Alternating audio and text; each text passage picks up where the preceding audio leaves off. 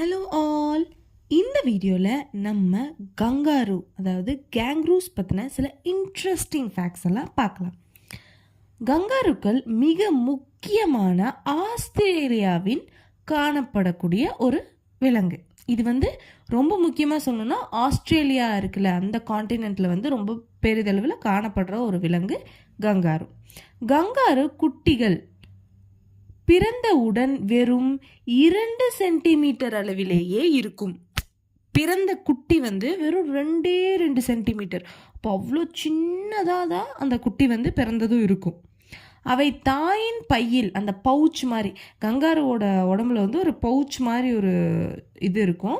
So அதுக்குள்ளேயே தான் அந்த குட்டி வளரும், அதுக்குள்ளேயே இருந்து வளரும், பெருசாகிற வரைக்கும் அதுக்குள்ளேயே இருக்கும். நெக்ஸ்ட் குதித்து செல்ல ஏற்றதாக பின்னங்கால்கள் இருக்கின்றன. அதுக்கு ஒரு 2 கால், கை மாதிரி ஒரு வடிவமும், கால் பின்னங்கால்கள் ரொம்ப வலுவான 2 கால்கள் இருக்கும். அது கங்காருக்கள் நடந்து செல்லாது, ஓடியும் செல்லாது, குதிச்சு குதிச்சு குதிச்சு குதிச்சு தான் போகும். ஸோ அதுக்கு தகுந்த மாதிரி அதோட காலோட வடிவம் அமைஞ்சிருக்குன்னு சொல்கிறாங்க. ஆனால் அவை ஒரே நேரத்தில் 2 கால்களையும் தனியாக நகர்த்த முடியாது. இப்போ நம்ம குதிக்கணும் அப்படின்னா நம்ம 2 காலையும் உயர்த்தி தான் குதிக்க முடியும், ஒரு காலில் குதிக்க முடியாது, அது தாவறது. ஸோ குதிக்கணும் அப்படிங்கிறப்போ 2 காலையும் எடுத்து தான் குதிப்போம். அந்த மாதிரி கங்காருக்களால் குதிக்க மட்டும்தான் முடியும். ஸோ அதனால் ஒரு காலை தனியாக யூஸ் பண்ண முடியாது. அது ஒன்றா ஒரு காலை எடுத்து 2 காலையும் எடுத்து தான் குதிச்சு போகணுமே தவிர ஒரு காலை தனியாக எடுக்க முடியாது. அப்படி ஒரு காலை தனியாக எடுத்துருந்துச்சு அப்படின்னா அது நடந்து போயிருக்கும். ஸோ இந்த ரீசன்னால தான் அது குதிச்சு குதிச்சு குதிச்சு அந்த ஹாப் பண்ணி போகுது. ஒரு காலை அதால் நகர்த்த முடியாது. கங்காரு 60 கிலோமீட்டர் மணி நேரம் வரை வேகமாக குதிக்க முடியும். அது எவ்வளோ வேகமாக இருக்குன்னா 60 கிலோமீட்டர் பர் ஹார். அந்த வேகத்தில் அதால் ஒரு இடத்துலேருந்து இன்னொரு இடத்துக்கு குதிச்சு குதிச்சு போக முடியும். சில கங்காரு வகைகள் நீர் இல்லாமல் நீண்ட நாட்கள் உயிர் வாழும் தன்மையை கொண்டவை. சில கங்காருக்கள் மட்டும் தண்ணீர் இல்லாமல் ரொம்ப நாள் வரைக்கும் உயிர் வாழ்கிற ஒரு திறன் சில கங்காருக்கு மட்டும் இருக்கு. ஆண் கங்காருக்கள் தங்கள் ஆண்மையை நிரூபிக்க தங்களிடையே மோதல் நடத்துகின்றன. இது குத்துச்சண்டையை அந்த மாதிரி குத்துச்சண்டையை ஒத்தி இருக்கு. எப்போவுமே மேல் அந்த மேட்டிங் டைமில் அதை ப்ரூவ் பண்ணணும் அப்படிங்கிறதுக்காக 2 மேல் இருக்கும். ஸோ அந்த 2 மேல் அடிச்சுக்கிட்டு எந்த மேல் எந்த ஆண் கங்காருவோ இல்லை வேறு எந்த விலங்காக இருந்தாலும் எது ஜெயிக்குதோ அந்த விலங்கு தான் உடலுறவு வச்சுக்கும் மற்ற விலங்குகள் கூட, மற்ற பெண் விலங்குகள் கூட.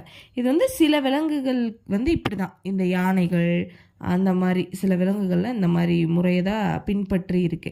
அதே மாதிரி கங்காருக்களும் ஒன்றுக்கு ஒன்று 2 ஆண் கங்காருக்கள் மோதிக்கும். அது எப்படி இருக்குன்னா குத்துச்சண்டை இருக்குது பற்றியா, நம்ம ரெஸ்லிங் இது மனுஷங்க பண்ணுற மாதிரி அதுவும் அதே மாதிரி தான் குத்துச்சண்டை போல தான் அது காட்சி அளிக்குமா, அந்த 2 கங்காருக்கள் மோதிக்கிறது. பெண் கங்காருக்களுக்கு குட்டிகளை பாதுகாக்கும் சிறப்பான பை உள்ளது, அதான் அந்த பவுச். ஓகே, அது அந்த கங்காருவோட குட்டியை ரொம்ப பாதுகாப்பாக பார்க்கறதுக்கு உதவி செய்யுது. இவர்களின் வால் ஒரு கூடுதல் காலாக செயல்படுகிறது. இதுக்கு பெரிய நீண்ட வால் இருக்கும், அது ரொம்ப உறுதியாக இருக்கும். ஸோ அதுக்கு 2 கால் இருக்கா, அது போக இன்னொரு காலாக அது அவ்வளோ உறுதியாக அதுக்கு யூஸ் ஆகுது, அது அவர்களோட வால். அது ஏன் அப்படி யூஸ் ஆகுது அப்படின்னா அது அதாவது குதிக்கிறப்போ சமநிலையாக அது பராமரிக்க உதவியாக இருக்குது அந்த வாளுங்கிறது. நெக்ஸ்ட்டு ஆண் கங்காருக்கள் பின்புற கால்களை மட்டும் வைத்து நின்று முன்னணி கால்களை வைத்து ஒருவருக்கொருவர்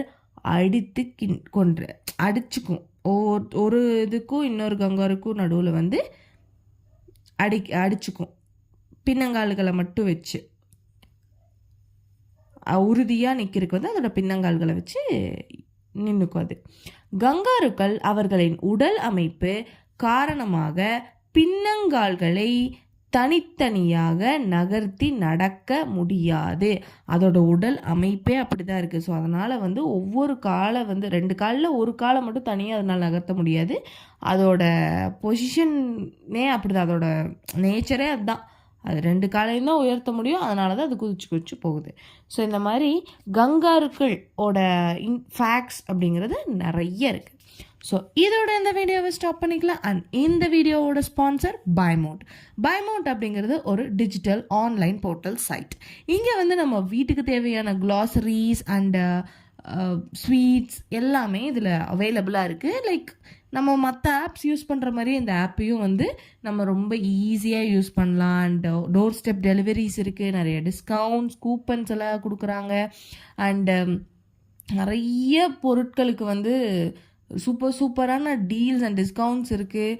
அண்டு உங்களுக்கு டெலிவரி ரொம்ப ஃபாஸ்ட்டாக இருக்கும், நீட்டாக இருக்கும் பேக்கேஜிங்ஸ் எல்லாம். இந்த ஆப் வந்து both Play Store and App Store ரெண்டுலேயுமே அவைலபிளாக இருக்குது. கண்டிப்பாக யூஸ்ஃபுல்லாக இருக்கும். அண்ட் நம்ம வீட்டுக்கு தேவையான பொருட்களையெல்லாம் நம்ம ரொம்ப அலைஞ்சு தெரிஞ்சு வாங்காமல் வீட்டில் இருந்தபடியே டோர் ஸ்டெப்பில் வாங்கிக்கலாம். ஸோ கண்டிப்பாக பைமோட் ஆப்பை பற்றி எல்லா இன்ஃபர்மேஷனும் நான் டிஸ்கிரிப்ஷனில் கொடுத்துருக்கேன். கண்டிப்பாக போய் செக் பண்ணி யூஸ் பண்ணி பாருங்கள். பாய்.